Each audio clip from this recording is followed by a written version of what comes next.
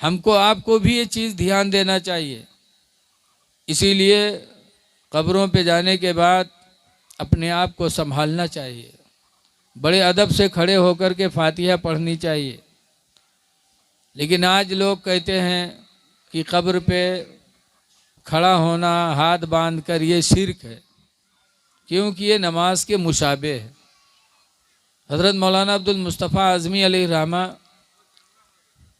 दिल्ली गए, हज़रत महबूब इलाही निज़ामुद्दीन औलिया की मज़ार पे, और खड़े ऐसे फातिहा पढ़ रहे थे, और उसी मज़ार के करीब में मरकज़ है। तो मरकज़ के एक साहब आए, वो भी खड़े, वो हाथ छोड़े खड़े, और हज़रत को घूर घूर के देख रहे थे। तो हज़रत जब फातिहा पढ़ चुके तो कहा, भाई आप नाराज़ क्यों हो रहे हैं? कहा, मौलाना शिर्क कर रहे हो और कहते हो नाराज़ क्यों हो रहे हैं? कहा, क्या शिर्क किया?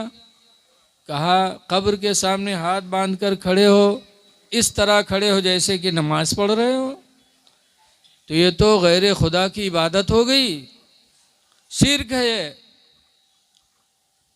तो मौलाना साहब ने कहा, भैया अगर मैं हाथ बांध कर खड़ा था शिर्क कर रहा था तो तुम भी तो शिर्क किए। कहा, क्यों? मैं तो हाथ छोड़ के खड़ा था। तो हज़रत ने फरमाया, हाथ छोड़कर खड़ा होना ये भी तो नमाज के मुशाबे है। मैं हाथ बांध कर खड़ा हुआ, नमाज के मुशाबिहत हुई तो शिर्क, और तुम हाथ छोड़कर खड़े हुए तो ये भी तो नमाज के मुशाबिहत, ये भी शिर्क।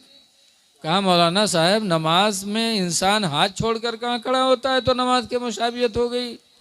हज़रत ने फरमाया, जब तुम कौमा करते हो तो कौमा में तुम्हारा हाथ छुटा रहता है कि बंधा रहता है? कौमा जानते हैं आप लोग? रुकू से जब हम समी अल्लाहु लिमन हमीदा कह के खड़े होते हैं तो उस खड़े होने को इस्लाम में कौमा कहा जाता है। और एक सजदा करने के बाद जब हम अल्लाहु अकबर कह के बैठते हैं, फिर दूसरे सजदे में जाते हैं, तो दो सजदों के बीच में जो बैठा जाता है उसको इस्लाम में जलसा कहा जाता है। वो है जलसा। और रुकू से खड़े होता है जो मुक्तद इंसान नमाजी, उसको कहते हैं कौमा। याद रखो। तो हज़रत ने फरमाया कि कौमा में नमाजी हाथ छोड़कर खड़ा होता है, तुम कब्र के सामने हाथ छोड़ खड़े रहे तो तुमने भी तो नमाज की मुशाबिहत किया। अगर मैंने शिर्क किया तो तुमने भी तो शिर्क किया। तो गुस्सा हो गए, कहा, वाह मौलाना फिर कैसे खड़ा हुआ जाए कब्र पे? तो हज़रत ने फरमाया, देखो हाथ बांध कर भी खड़ा होना नमाज के मुशाबे, हाथ छोड़कर खड़ा होना ये भी नमाज के मुशाबे, ये भी शिर्क वो भी शिर्क। एक तरीक़ा बचा है, अगर उस तरीक़े से खड़ा हुआ जाए तो नमाज की मुशाबियत नहीं होगी, शिर्क नहीं होगा। का वो तरीक़ा क्या है? तो हज़रत ने फरमाया कि जब तुम कब्र पे आया करो तो एक हाथ सर पर रखा करो, एक हाथ कमर पर रखा करो। यही नमाज के मुशाबियत नहीं है, और ये मुशाबियत नाच से है। बोलो। तो मौलाना साहब ने कहा, तब वो नाराज़ हुए, कहा, मौलाना मजाक उड़ा रहे हो? कहा, मजाक? हाथ बांध कर खड़ा हो गया तो नमाज हो गई? क्या हम किसी के सामने हाथ बांध कर खड़े हो जाएं तो क्या हम उसकी इबादत कर रहे हैं? ये तो ताज़ीम है। इबादत के लिए नियत का होना भी ज़रूरी है। जब तक नियत नहीं होगी, रातों दिन उठो बैठो परे रहो और नमाज की नियत न करो तो क्या नमाज अदा हो जाएगी? नमाज नहीं अदा होगी। तो हम बुज़ुर्गों की कब्रों पे जाएं तो अदब का ख़ास तौर से लिहाज रखें, और कुरान शरीफ दरूद शरीफ जो भी याद हो उसको हम हाज़िरी दे करके पढ़ें, ताकि हमारी दुआ से मरहूम का भला हो और मरहूम की दुआएं हमको मिलें। कुरान करीम में अल्लाह फरमाता, सल्ली अलैहिम, ऐ नबी तुम लोगों के लिए दुआएं करो, फ़इन्ना सलातका सकनुल लहुम, बस बेशक तुम्हारी दुआ उनके लिए सुकून का ज़रिया बनेगी। दुआएं करना चाहिए। हज़रत अब्दुल्ला बिन अब्बास रज़ियल्लाहु ताला अन्हु कहते हैं कि अल्लाह के रसूल सल्लल्लाहु अलैहि वसल्लम ने फरमाया कि लोगों तुम अपने मुर्दों के लिए दुआए मग़फ़िरत किया करो, इसाले सवाब किया करो, इसलिए कि मुर्दे कब्र में ईसाले सवाब और दुआ का इस तरह इंतज़ार करते हैं जैसे कि तुम में दरिया में कोई डूब रहा हो तो निकालने वाले का इंतज़ार करता हो। जैसे कोई डूब रहा है तो उस वक्त उसको बड़ी शिद्दत से इंतज़ार होती है कि काश कोई आता मेरा हाथ पकड़ के दरिया से निकाल लेता। ऐसे ही इंतज़ार मर्द मोमिन को कब्र में ईसाले सवाब और दुआए मग़फ़िरत का रहता है। इसलिए हम ज़रूर हाज़िरी दिया करें। लेकिन अफसोस है कि आज हम बुज़ुर्गों की कब्रों पे जाते हैं और अपने माँ बाप की कब्रों पे नहीं जाते। यहाँ चले आए, देवा चले जाएंगे, मसौली चले जाएंगे, बरेली चले जाएंगे, अजमेर चले जाएंगे, लेकिन अपने माँ बाप की कब्र पे नहीं हाज़िरी देंगे। यहाँ आप नहीं आओगे, आप जैसे हज़ारों आएंगे, और अगर अपने माँ बाप की कब्र पे आप नहीं गए तो आपके माँ बाप की कब्र पे कोई दूसरा नहीं जाएगा। इसलिए बुजुर्गों के भी कब्रों पे जाओ और माँ बाप की कब्रों पे भी हाज़िरी दिया करो। यहाँ हाज़िरी दोगे सवाब पाओगे, और माँ बाप की कब्र पे हाज़िरी दोगे तो क्या पाओगे। हदीस पाक में मेरे पैगम्बर फरमाते मंज़ारा कब्र अबवैहि फ़ी कुल्लि यौमि जुमा, जो हर जुमा को माँ बाप के कब्रों की ज़ियारत करेगा फ़ग़फ़िर लहू मा तक़द्दम मिन ज़ंबि व मा तअख़्ख़रा, तो उसके वजह से उसके अगले पिछले गुनाह बख्श दिए जाएंगे। गुनाह बख्शवाना हो तो माँ बाप की कब्रों पे हाज़िरी दिया करो। अल्लाह के रसूल भी देखो, हुजूर अपने माँ के पेट में थे, तभी उनके अब्बा हज़रत अब्दुल्ला का इंतकाल हो गया। इस्लाम का ज़माना उनको नसीब नहीं हुआ। हज़रत आमना हुजूर 6 साल के थे, तभी हज़रत आमना का इंतकाल हो गया। हुजूर की इस्लाम का ज़माना हज़रत आमना को नहीं मिला। हुजूर ने 40 साल के बाद ऐलान नबूवत फरमाया, तो न इस्लाम का ज़माना आमना को मिला, न इस्लाम का ज़माना अब्दुल्ला को मिला। इसीलिए बहुत से लोग शक में हैं कि हुजूर के वालिदैन मुसलमान हैं कि नहीं हैं, मोमिन हैं कि नहीं हैं, इसी में इख्तलाफ हो गया। लेकिन मज़हब जमहूर अहले सुन्नत वल जमात का यही अक़ीदा है कि हुजूर के अब्बा भी मुसलमान, हुजूर की माँ भी मुसलमान। कैसे?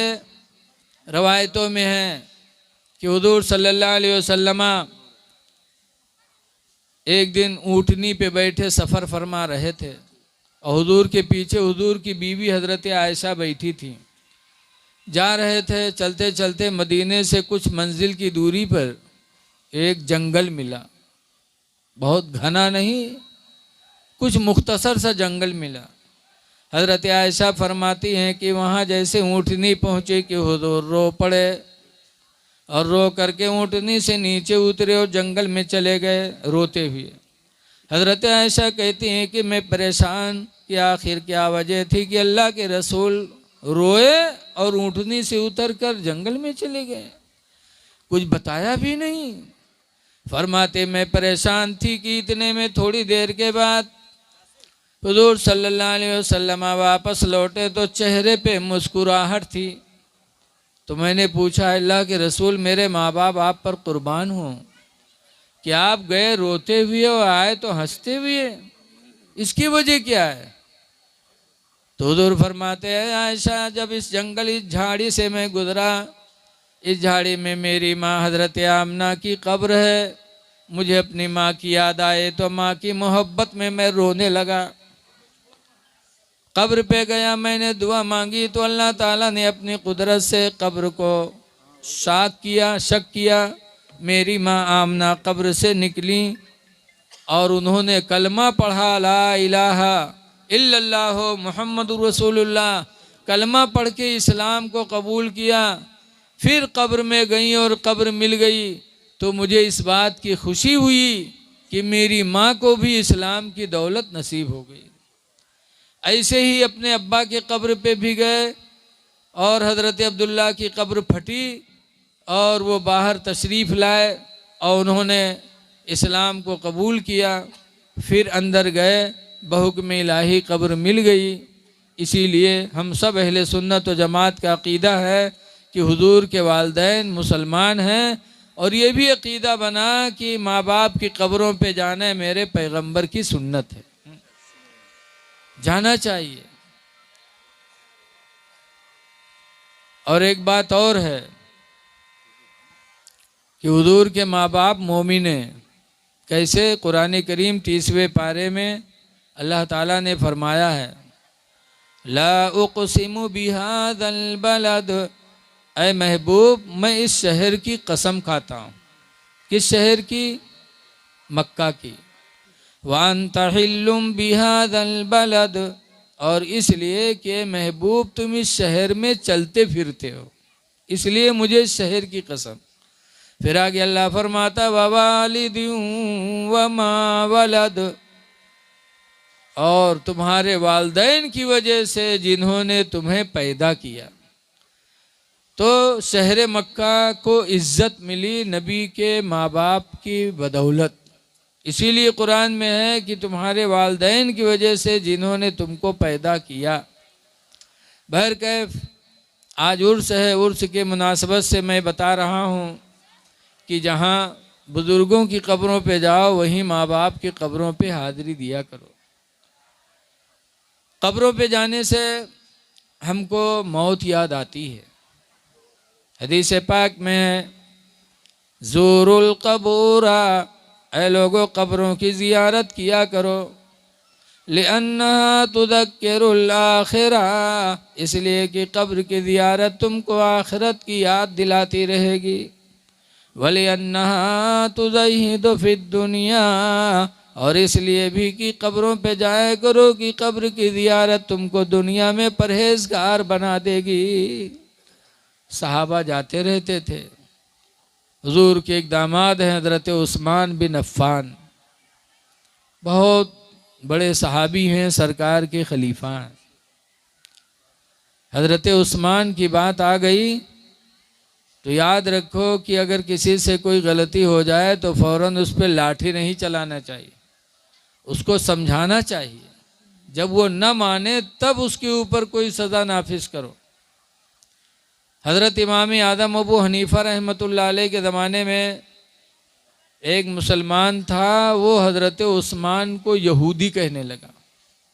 और हज़रत उस्मान हुजूर के दामाद हैं, डबल दामाद। सरकार की एक बेटी रुकैया उस्मान के निकाह में थी और जंग बद्र के टाइम रुकैया का इंतकाल हो गया तो सरकार ने दूसरी बेटी उम्मे कुलसूम का निकाह उस्मान गनी से कर दिया और फरमाया अगर अल्लाह मुझे 40 बेटियां देता तो सबको एक बाद दीगरे उस्मान के निकाह में देता चला जाता। इतना उस्मान मेरे नबी को पसंद थे। उसी उस्मान को हज़रत इमाम आदम अबू हनीफ़ा के ज़माने में इराक़ के अंदर कूफा में एक शख्स यहूदी कहने लगा कि उस्मान तो यहूदी था, उस्मान तो यहूदी था। हम लोग होते तो उसको लाठी से मार डालते, लेकिन इमाम आदम की ज़िहानत देखो, उसके ख़िलाफ़ कोई तकरीर नहीं किया, न उसकी किसी मीटिंग में बुराई किया, बल्कि हज़रत उस्मान गनी, बल्कि हज़रत इमाम आज़म अबू हनीफ़ा रहमतुल्लाह अलैह उसके घर तशरीफ़ ले गए। हम लोग होते तो फ़ौरन मैक से ऐलान कर देते कि फ़लाँ का खाना पीना बंद करो, फ़लाँ का बाइकाट करो, उसने हज़रत उस्मान को यहूदी कहा है। लेकिन इमाम आदम अबू हनीफ़ा कोई ऐलान नहीं। गए उसके घर, बैठे, उसने पानी वानी पिलाया, बैठे रहे, हाल चाल पूछा। इमाम आदम ने पूछा बच्चे कितने हैं, बताया। कहा बिटिया कितनी हैं, बताया। कहा शादी हुई किसी की? कहा नहीं हजरत, लड़की जवान हो चुकी है, लड़की की शादी करना है लेकिन रिश्ता नहीं मिल रहा। अगर कोई बेहतर रिश्ता हो तो बताओ। तो इमाम आदम फरमाते हाँ एक लड़का मेरे इल्म में है, बड़ा खूबसूरत लड़का है, बहुत पढ़ा लिखा लड़का है। कहा तो हजरत बात करा दो। कहा बहुत रोजी कमाता है, अच्छे खानदान का भी है वो। तो कहा अरे हजरत बात करा दो। बड़ी तारीफ की इमाम आदम ने, तारीफ का पुल बांध दिया बिल्कुल। और वो कहता अरे हजरत तो बात करा दो, अरे हजरत तो बात करा दो। आखिर में इमाम आदम कहते हैं लेकिन उसके अंदर एक कमी है, सब खूबियां हैं लेकिन एक कमी है। कहा क्या? कहा यार वो यहूदी है। वो गुस्सा हो गया, कहा अरे अजीब आदमी है आप मुसलमान के यहाँ रिश्ता लेके यहूदी कहाँ है? क्या हम मुसलमान होकर अपने लड़की की शादी यहूदी से कर देंगे? अजीब हाल है आपका इमाम आदम। कितनों भी दौलत वाला हो, कितनों भी खूबसूरत हो, लेकिन क्या एक मुसलमान अपनी लड़की की शादी यहूदी के निकाह में देगा, यहूदी से करेगा? ऐसा क्या हो सकता? तो इमाम आदम कहते हैं क्या हुआ, कर दो। जब रसूलुल्लाह ने कर दिया तो तुमको करने में क्या हर्ज है? जब हुजूर ने यहूदी के साथ निकाह कर दिया अपनी लड़की का, अरे कैसी बात कर रहे हो, हुजूर ने किससे किया? कहा क्यों? रसूलुल्लाह सल्लल्लाहु अलैहि वसल्लम ने अपनी बेटी रुकैया का निकाह उस्मान गनी से नहीं किया। और जब जंगे बद्र के टाइम रुकैया इंतकाल कर गई तो सरकार ने अपनी बेटी उम्मे कुलसूम का निकाह उस्मान गनी से नहीं किया। तब उसकी आंखें खुली, कहा रे उस्मान रसूलुल्लाह के दामाद हैं? कहा एक नहीं डबल दामाद हैं। तब वो रोया और रो करके कहता है मुसलमानों के इमाम आदम गवाह बन जाओ, मैं तौबा करता हूँ, रसूलुल्लाह के सहाबी को मैं यहूदी समझता था, मैं उनको यहूदी कहता था। हाय मेरे अमाल बर्बाद हो जाएंगे। मैं सच्चे दिल से तौबा करता हूँ और मैं ईमान लाता हूँ कि उस्मान यहूदी नहीं थे बल्कि सहाबी थे, रसूलुल्लाह के दामाद थे। तो इमाम आदम ने इस तरीके से रहनुमाई फरमाई कि रोया भी तौबा भी किया। अगर हम लोगों की तरीके से मैग ले लेते, ऐलान कर दी थी कि फलाने के बाइकाट, उसने ऐसा कहा है, उसका खान पियन खत्म करो, तो फिर क्या होता? हो सकता है शायद वो तौबा नहीं करता बल्कि और बिगड़ जाता। तो हजरत उस्मान गनी कब्रस्तान जाते और कब्रस्तान जाने के बाद इतना रोते कि हदीस में तल्ला लिहयत हो कि हजरत उस्मान गनी की दाढ़ी आंसुओं से भीग जाती। तो लोगों ने पूछा उस्मान आप जन्नत का बयान करते हो रोते नहीं हो, जहन्नम का बयान करते हो रोते नहीं हो, और कब्र को देखते हो तो रोते हो, क्यों? तो उस्मान गनी ने कहा था क्यों न रो, मेरे पैगंबर फरमाते हैं अल कब्र अव्वल मंजिल मिन मनाजिल आखिरा, कि कब्र आखिरत की मंजिलों में सबसे पहली मंजिल है। इस मंजिल में जो मुसलमान कामयाब हो जाएगा उसके लिए आखिरत की सारी मंजिलें आसान हो जाएंगी। तो मैं कब्र को देखकर इसलिए रोता हूँ कि खुदा जाने आखिरत की इस पहली मंजिल में मुझे कामयाबी मिले कि न मिले, इसलिए मैं रोता हूँ। मुसलमानों ज़रा गौर करो कि हज़रत उस्मान गनी कब्र को देखकर रोते थे और डरते थे कि खुदा जाने इस मंजिल में कामयाबी मिले कि न मिले। और आज हम हैं कि ज़र्रा बराबर एहसास नहीं है।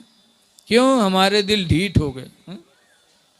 जैसे कि बताते एक बुढ़वा रहा बीमार हुआ तो क्या लड़का का घेर के बैठे, अब्बा ये बात अब्बा वो बात। तो बुढ़वा कहते भैया रे मैं बचबे ना मर जेबे। तो कहें तब अब्बा? तो कहें जब हम मर जेबे तो हमारे कफन में पुरान कपड़ा दियो नवा न दियो। लड़को कहें अब्बा यूँ कहाँ हुई पे कि तुमका पाले पोस शादी ब्याह की घर कुरिया बना मर जे, हम लोग कफन में पुरान कपड़ा देवे। गाँव वाले कहा कहीं हैं अब्बा? तो बुढ़वा कहा थे गाँव वाले चक्कर में पड़ के सारे हमका फंसाए दे हो तुम लोग। कहीं कहा है अब्बा? तो बुढ़वा कहते रे पुरान कपड़ा में लपेट के रखो कब्र में, ताकि फरिश्ते जब हिसाब ले आई हैं देखिए कफन पुरान तो कहें ये तो बहुत पहले मर चुका है, कहीं हिसाब होएगा वही छोड़ो। तो छोड़ छाड़ चले जाई हैं और नवा कफन में लपेट के रखियो, जुड़ते जुट जी हैं कि न जुटी हैं रे। ऐसे ऐसे दलाल बुढ़वा परे कि ज़िंदगी भर तो दलाली करवे कि मरे के बाद कब्रों में सोचे बैठे। लेकिन कब्र बड़ी कठिन जगह है। आला हजरत इमाम अहले सुन्नत फरमाते हैं खड़े हैं मुनकर नकीर सर पर, न कोई हामी न कोई यावर। खड़े हैं मुनकर नकीर सर पर, न कोई हामी न कोई यावर। अब बता दो आकर मेरे पैगंबर कि सख्त मुश्किल जवाब में है। हमारे आपके दाएं बाएं फरिश्ते बैठे हुए हैं, किरामन कातिबीन, एक दाहिने कंधे पर एक बाएं कंधे पर है। दाहिना वाला नेकियां लिखता है, बायां वाला बुराई लिखता है। और हमको आपको कुछ पता भी नहीं चलता है कि को बैठा है पर। अल्लाह की कुदरत से दो फरिश्ते साथ में रहते हैं। लेकिन याद रखो, हम लोग के ईमान कमज़ोर हैं। आप समझते हो कि आप तन्हाई में बुरा काम किया, कोई जानता नहीं है। जो भी आप करते हो सब लिखा जाता है। और कल क़यामत के दिन मैदान महशर में वो फरिश्ते रजिस्टर रखेंगे, तब हमको एहसास होगा, या अल्लाह ये गुनाह हमने कब किया था, ये बुराई हमने कब किया था।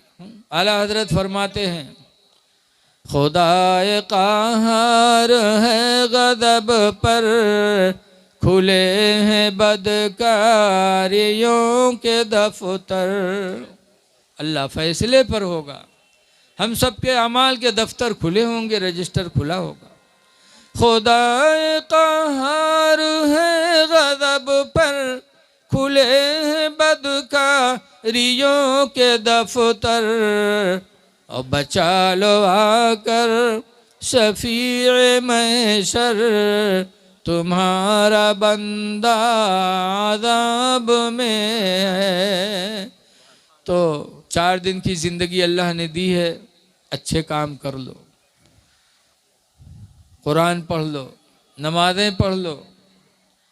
ये शव्वाल का महीना है, इस महीने में हुजूर की शादी हुई थी।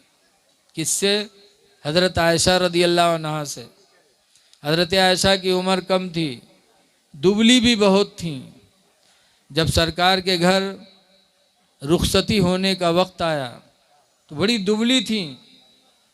तो हज़रत आयशा कहती हैं कि मुझे मोटी करने के लिए मेरी अम्मा ने मुझे खजूरें खिलाई, ककड़ियाँ खिलाईं।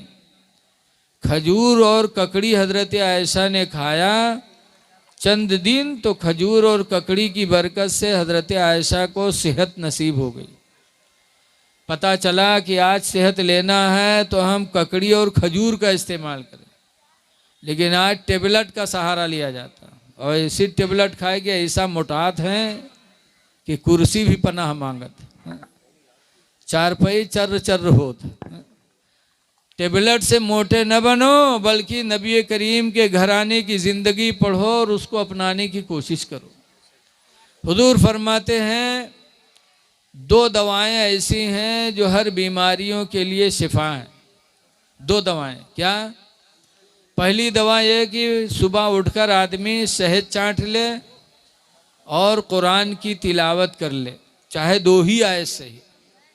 तो अगर मुसलमान सुबह शहद थोड़ा चाट ले और कुरान की 2-3 आयत तिलावत कर ले, तो नबी फरमाते ये 2 चीज़ें तुम्हारी सारी बीमारियों के लिए शिफा हैं। अल्लाह ताला तुम्हें बीमारियों से शिफा देगा, सेहत अता फरमाएगा। लेकिन आज हम न सुबह शहद चाट पाते और न कुरान की तिलावत कर पाते। 8-10 सफ़ा के इश्तिहार अखबार तो हम सुबह पढ़ लिया जाता, लेकिन कुरान का एक सफ़ा हम नहीं पढ़ पाते। बहरहाल ये माह मुबारक शव्वाल का है, सरकार के शादी का भी महीना है ये, इसलिए हमें अपने नबी की सुन्नतों का ख्याल करना चाहिए। 4 दिन की ज़िंदगी अल्लाह ने दी है, नेकियां कर लो। हुजूर मुफ्ती नानपारा अलैहि रहमत व रिजवान कहा करते थे कि हमेशा के लिए रहना नहीं सुदार फानी में, हमेशा के लिए रहना नहीं इस दार फानी में, कुछ अच्छे काम कर लो 4 दिन की जिंदगानी में।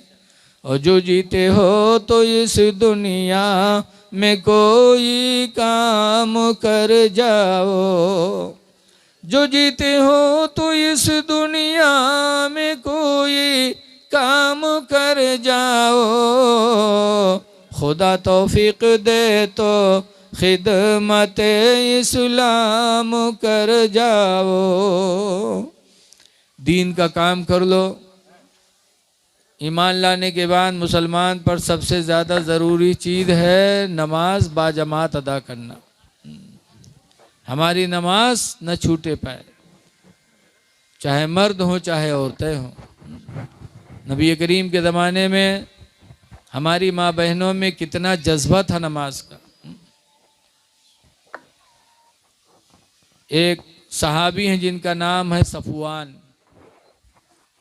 उनकी बीवी हुजूर के पास आई, कहने लगी अल्लाह के रसूल मेरे शौहर सफ़वान को समझा दो, जब मैं नमाज़ पढ़ती हूँ तो वो मुझे मारते हैं, रोज़ा रखती हूँ तो मेरा रोज़ा तोड़वा देते।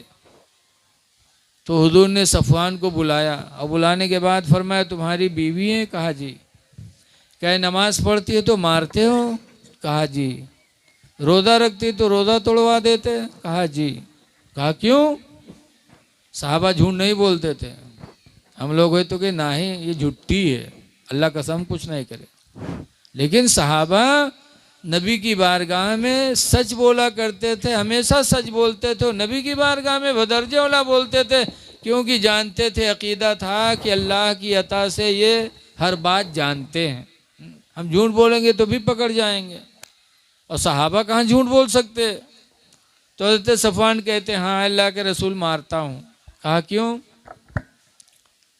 कहा हुजूर मैं किसान आदमी हूँ, दिन भर खेती का काम करता हूँ, शाम को आता हूँ थका मांदा रहता हूँ, और ये नमाज ईशा के बाद 2 रकात की नियत बांधती है।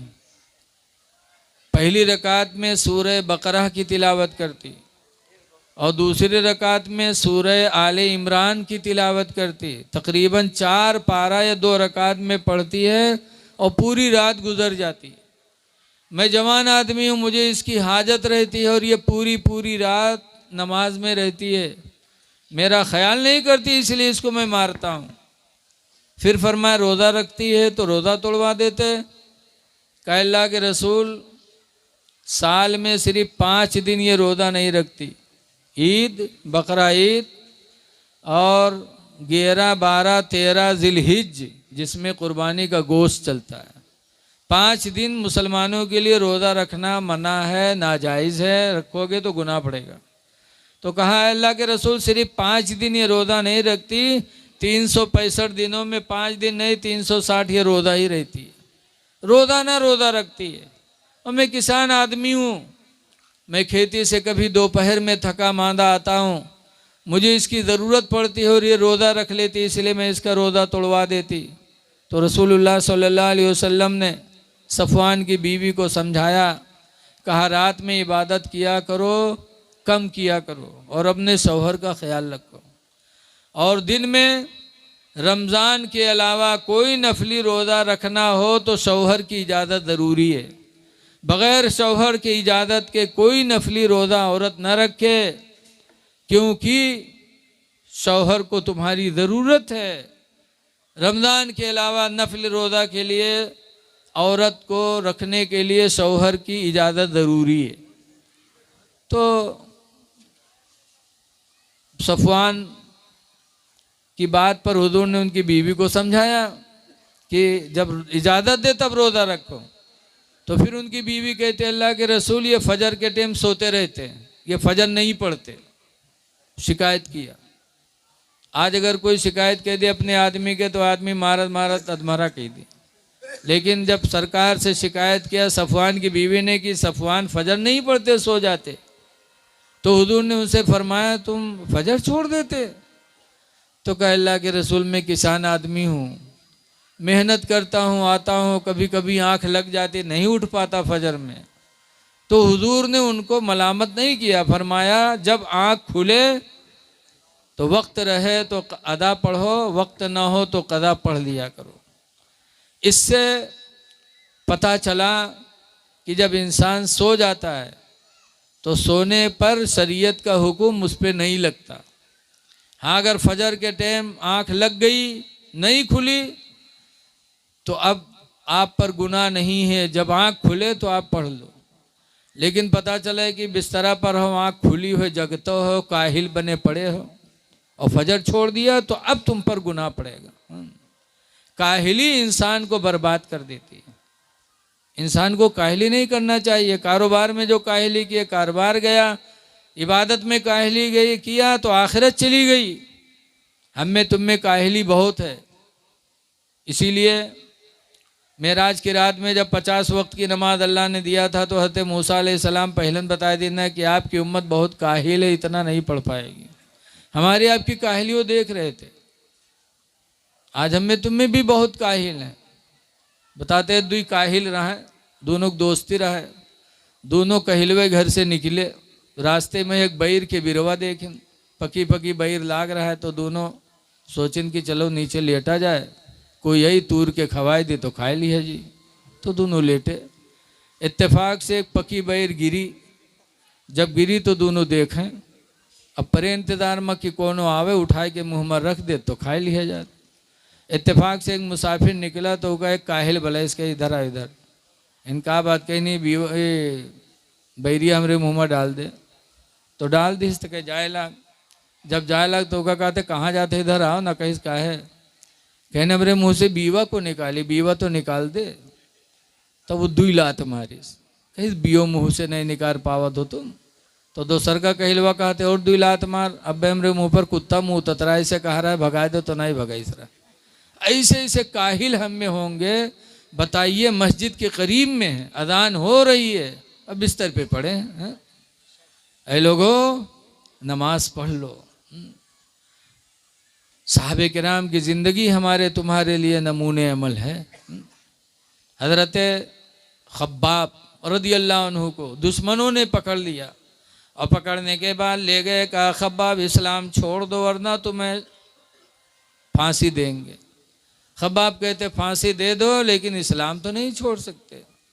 जब फांसी पे लेके गए तब पूछा था खब्बाब अब तो तुम्हारी फांसी होने जा रही है, आखिरी वक्त है, कोई हसरत हो बताओ, कोई ज़रूरत हो तो बताओ।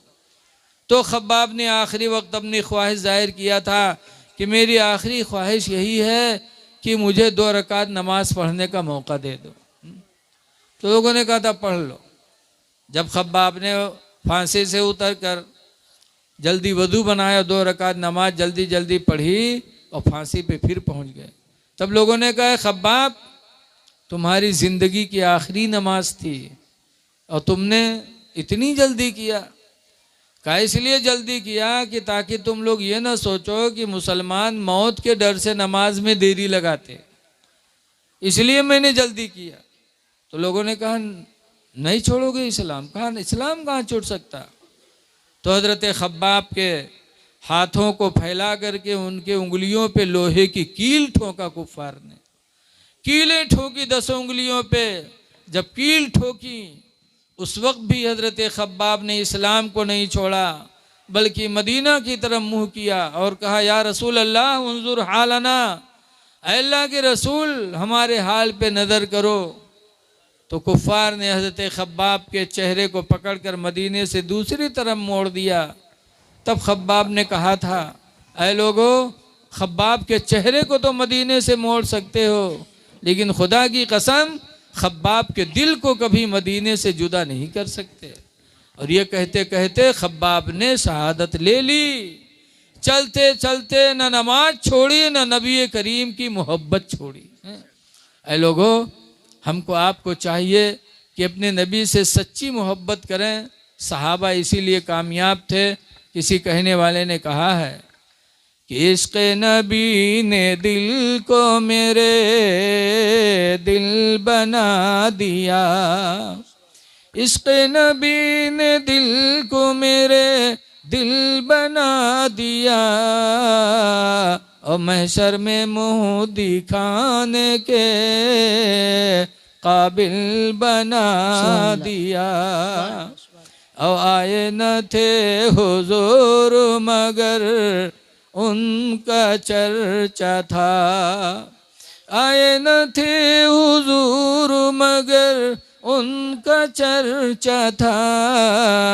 यसरब को मुस्तफ़ा ने मदीना बना दिया। आज हम नमाज भी पढ़ते, मस्जिद में जाइबे, वजू खाना पे यहाँ बैठ के बतियेबे। जत्ता गांव के दुखरा है, घर का हाल है, सब वजू खाना पे यहाँ होते हैं। और हजरत अली शेर खुदा जब वजू बनाते थे तो थर थर थर थर कांपते थे। तो लोगों ने कहा आपको तो शेर खुदा का लक़ब मिला है, आप शेर हैं और आप वजू बनाते हैं तो आप डरते हैं, कांपा करते हैं। तो हजरत अली शेर खुदा फरमाते हैं क्यों न कांपूं, मैं नमाज की तैयारी में लगा हूँ। उस नमाज की तैयारी में जिस नमाज को अल्लाह ने आसमान पर उतारा तो आसमान ने माफ़ी मांग लिया, ज़मीन पे उतारा तो ज़मीन ने माफ़ी मांग लिया, पहाड़ों पे उतारा तो पहाड़ों ने माफ़ी मांग लिया। या अल्लाह ये इबादत हम अदा नहीं कर सकते, तो ऐसी नमाज को हम अदा करने की तैयारी कर रहे हैं तो हम डरते हैं कि खुदा जाने वो इबादत हम कमा हक़हू अदा कर सके कि न कर सकें। तो हज़रत अली जैसे वज़ू बनाते थे तो कांपते थे खौफ खुदा से, और आज हम उनके मानने वाले वज़ू बनाते हैं तो दुनिया की बातें वज़ू खाने पे करते हैं। ऐ लोगों, मस्जिदों में जाओ तो अल्लाह को याद करो, दुनियावी बातें न करो। इसीलिए हुजूर फरमाते हैं इज़ा मररतुम बिरियादिल जन्ना, ऐ लोगों जब तुम जन्नत की कियारियों से गुजरा करो, फरतओ मिनहा, तो उसमें से कुछ चर लिया करो। साहबा ने कहा जन्नत की क्यारी कहाँ है? वमा रियाजुल जन्ना, अल्लाह के रसूल जन्नत की क्यारी कहाँ है? तो हुजूर ने फरमाया ही अल मसाजिदो, वो ये ज़मीन की मस्जिदें हैं, मस्जिदें ये सब जन्नत की क्यारियाँ हैं। लिहाजा वहाँ पहुँच करके दुनियावी बात न करें बल्कि हम अल्लाह अल्लाह करें। लिखा है कि अगर इंसान को पता चल जाए कि मस्जिद में दुनियावी बातें करना कितना गुनाह है तो वो गूंगा हो जाना तो गवारा करेगा, लेकिन मस्जिद में बोलना गवारा नहीं करेगा। वो सोचेगा अल्लाह मुझे गूंगा बना दे, ये बेहतर है, लेकिन मस्जिद में बोलना बेहतर नहीं। अगर मस्जिद में बोलने के गुनाह को वो समझ ले तो गूंगा होने का इल्तिजा करेगा। इसलिए लोगों मस्जिदों को आबाद करो, गुनाहों से पाक व साफ रहो।